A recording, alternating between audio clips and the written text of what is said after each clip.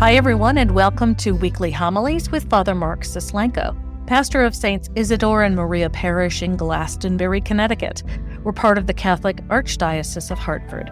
I'm Carol Vassar, Parish Director of Communications, and you are listening to episode 32 of Season 5 for the 25th Sunday in Ordinary Time, September 18th, 2022.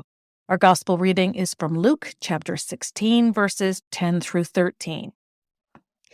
Jesus said to his disciples, "The person who is trustworthy in very small matters is also trustworthy in great ones, and the person who is dishonest in very small matters is also dishonest in great ones.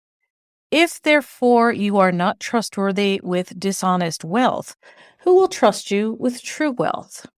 If you are not trustworthy with what belongs to another, who will give you what is yours? No servant can serve two masters. He will either hate one and love the other, or be devoted to one and despise the other. You cannot serve both God and Mammon." The Gospel of the Lord. You cannot serve both God and Mammon. This is probably one of the most remembered and repeated lines of sacred scripture. Jesus most certainly does not intend to criticize our use of doing business with currency. So it does stand to understand the essence of this teaching to unlock what Mammon really is all about. In short, Mammon is money that has been given too much power. It has a debasing influence. And so in our lives, when we begin to see our securities lying more in what we have around us, when what captures our attention most are the things of our life, then we're moving in the direction of honoring something other than God. Money has a lot of power over us. It can, when it's absent, bring people to points of desperation. It can cause humanity to do things that it never thought it would do.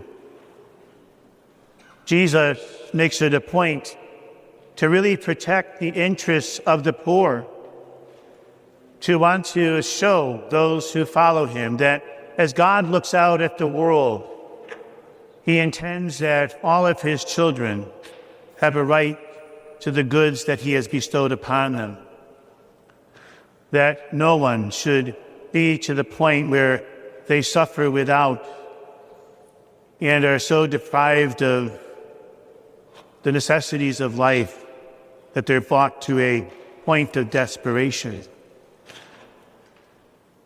And so as believers in the truth of the gospel, it would serve us well to look at our relationship with money. And there's no cookie-cutter way to do this. We have to have an honest dialogue with ourselves and with God to see where we stand with our allegiance. I'd like to offer 7 different areas that we can use as a point of reflection to see just how much power we give over to our wealth. The first, do we struggle with a large amount of debt? Do we struggle with a large amount of debt? If debt has control over us to the point where it preoccupies our minds and hearts, then it would serve us well to ponder where we see our true security and self-worth. Second, do we experience discontent? That where we are just isn't enough, and that we feel in our minds and hearts that we need more, that we need to accumulate more, to find a better status or station in life. And that this discontent that we're feeling can only be satisfied by what's around us and not what's within. Discontent. Thirdly, do we find ourselves wrestling with a fear of not having enough, of not being able to make ends meet to the extent that it keeps us up at night, preoccupies our thoughts, and causes excessive anxiety or worry, a fear of not having enough? Do we find ourselves falling into the trap of greed, of believing that we need and want more, that we deserve more, and that I'm entitled to more? That as I look on my neighbors, I find myself jealous of what I see that they have and desire it for myself. And this preoccupies how we see life and how we view ourselves. The power of greed. Next, an attitude that I can't afford it, that I can't afford it.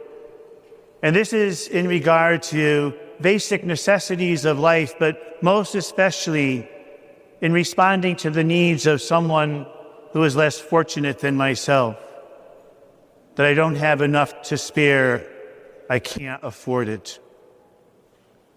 Next, impulse buying, that we find ourselves plunging headlong into things that we really don't need, but things we feel we have to possess.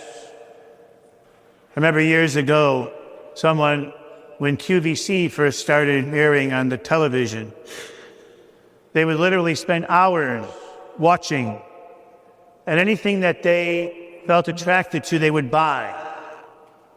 And they never even opened the boxes. They just would store them in their basement and allow them to accumulate because they felt that they needed that security and that sense of self-worth.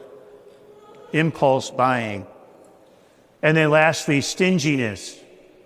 Do we find ourselves wrestling with being stingy, where we keep more to ourselves than we give to others, and are afraid of parting with what we have?